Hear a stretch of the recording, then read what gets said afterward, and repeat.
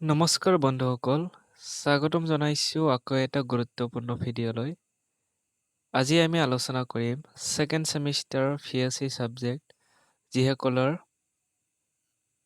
Disaster management আছে।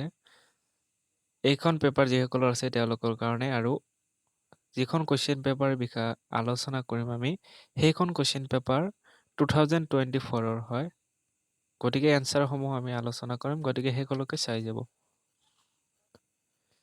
So বন্ধুসকল, আপোনালোকে প্ৰথমে চাই ল'ব ভেলুৱেট কোৰ্চ 2024 কুৱেশ্যন পেপাৰ আৰু ছাবজেক্ট নেম, ফুল মাৰ্কছ যিহেতু 30 দিয়া থাকিব আৰু টাইম 1.5 ঘণ্টা। তাৰপিছতে কুৱেশ্যন নম্বৰ 1ৰ পৰা আৰম্ভ কৰিছোঁ। সো প্ৰথম কুৱেশ্যনটো দিয়া আছিলে যে মানৱ সৃষ্ট দুৰ্যোগৰ এটা উদাহৰণ দিয়া। 2 নম্বৰটো ভূমিকম্প জোখা যন্ত্ৰটোৰ নাম লিখা। 3 নম্বৰটো চুক্তি ৰেখা কি? ভূমিস্খলনৰ এটা উদাহৰণ দিয়া বা এটা কাৰণ লিখা। এই নম্বৰটো দুৰ্যোগত বিপদৰ সম্ভাৱনা কি? এইখিনি আছিলে আপোনালোকৰ 5টা কুৱেশ্যন 1 মাৰ্কৰ। সো ইয়াৰে আপোনালোকৰ এই 1 মাৰ্কৰ 5টা কুৱেশ্যন আছিলে, ইয়াৰে এনচাৰসমূহ দিয়া আছে। সো মানৱ সৃষ্ট দুৰ্যোগৰ উদাহৰণ আপুনি নিজে লিখিব পাৰিব।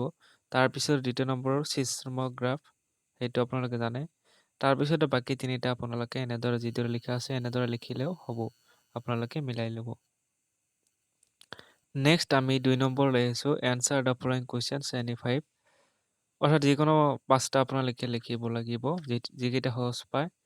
এই নম্বৰটো পৰিস্থিতিক খৰ কি? তাৰপিছতে 2 নম্বৰটো মানৱ সৃষ্ট দুৰ্যোগৰ 2টা কাৰণ উল্লেখ কৰা, অৰ্থাৎ যিবিলাক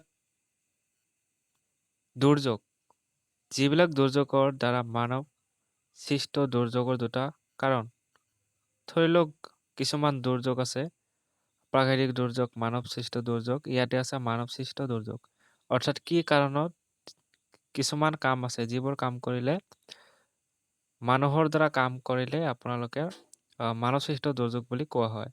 ঠিক তেনেদৰে আপোনালোকে এনচাৰসমূহ লিখিব, বা মই পিছত লিখি দিছোঁ, এইটো আপোনালোকে চাই ল'ব। এতিয়া আমি চি নম্বৰলৈ আহিছোঁ। চি নম্বৰটো বিপদকালীন ব্যৱস্থা কি? What is emergency response?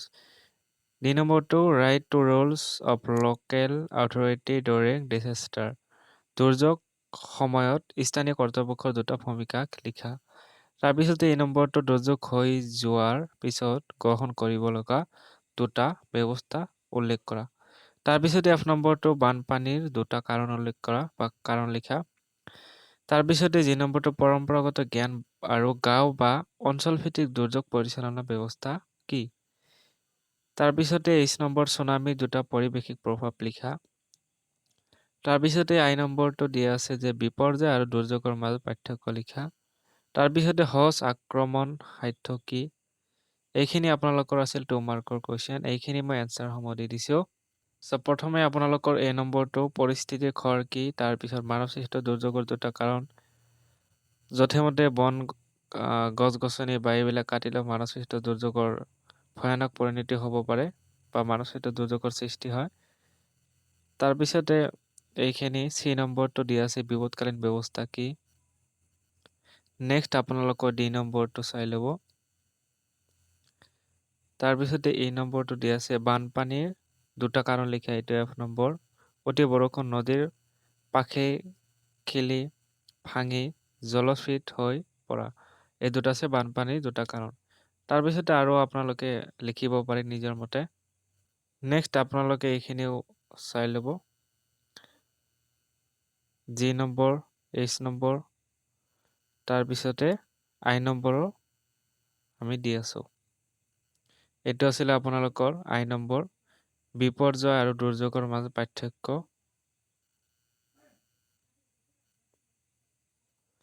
এতিয়া আমি কুৱেশ্যন নম্বৰ 3 লৈ আহিছোঁ। 3টো দিয়া আছে answer any 3 of the following questions, তলৰ যিকোনো 3টা প্ৰশ্ন উত্তৰ দিয়া। ৰাষ্ট্ৰীয় দুৰ্যোগ নিৰাপয় কৰ্তৃপক্ষৰ বিষয়ে এটা টকা লিখা।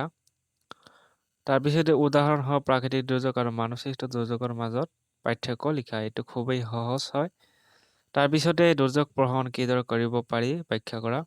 দুৰ্যোগ ব্যৱস্থাপনা আইন 2005ৰ বিষয়ে এটা টকা লিখা। তাৰপিছতে এই নম্বৰটো বানপানীৰ সময়ত কি কি ব্যৱস্থা গ্ৰহণ কৰিব লাগে আলোচনা কৰা। তাৰপিছতে ৰাষ্ট্ৰীয় শিক্ষা অনুষ্ঠান দুৰ্যোগ পৰিচালনাৰ লক্ষ্য আৰু উদ্দেশ্যবোৰৰ বৰ্ণনা কৰা। চ' এইখিনি আছিলে আপোনালোকৰ VSCৰ ডিজাষ্টাৰ মেনেজমেণ্টৰ কুৱেশ্যন পেপাৰ 30 মাৰ্কৰ।